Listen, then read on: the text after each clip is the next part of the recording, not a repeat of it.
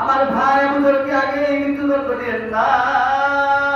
এই কথা খলিফাতুল মুসলিমের কানে আওয়াজ আসলো। তারপরে আবু যর গিফারিকে আগে মৃত্যুদণ্ড দিল না। তারপরে যুবক খলিফাতুল মুসলিমের সম্মুখে আসে বলেন, হে খলিফাতুল মুসলিম, আমার ভাইকে মৃত্যুদণ্ড দিন না, আমাকে মৃত্যুদণ্ড দেন।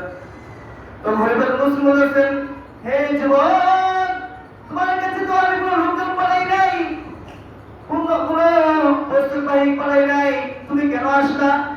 তখন ওই যুবক বলতেছেন যে কোন মানুষ বলুন যে একজন মুসলমান কথা দিয়েছিল, কথা রাখে নাই, ওয়াদা করেছিল, ওয়াদা রাখে নাই।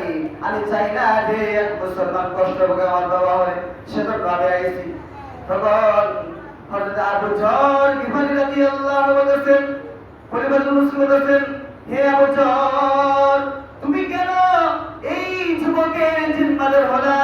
তখন হযরত আবু যর গিফারি রাদিয়াল্লাহু আনহু বলেছেন, হে খলিফাতুল মুসলিম, একজন মুসলমানের সাহায্য হয়েছিল, যে কোন মুসলমান সেজন্য না বলতে পারে যে একজন মুসলমানের সাহায্য প্রয়োজন ছিল, কোন মুসলমান সাহায্য করে নাই, সেজন্য আমি তাকে তার জিম্মাদার হয়ে গেছিলাম।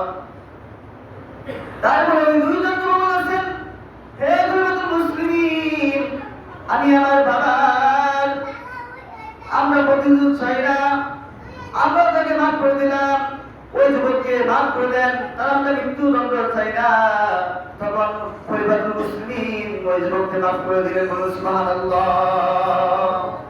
হুজুর সাল্লাল্লাহু আলাইহি সাল্লামের দিন হযরত জিবরাইল আলাইহিস সালামের সাথে দেখা হলো। দেখা হওয়ার পরে হযরত আবু যর গিফারি রাদিয়াল্লাহু আনহু চাদর মুড়ি দিয়ে রাস্তা দিয়ে হাঁটা যাইতেছেন। তখন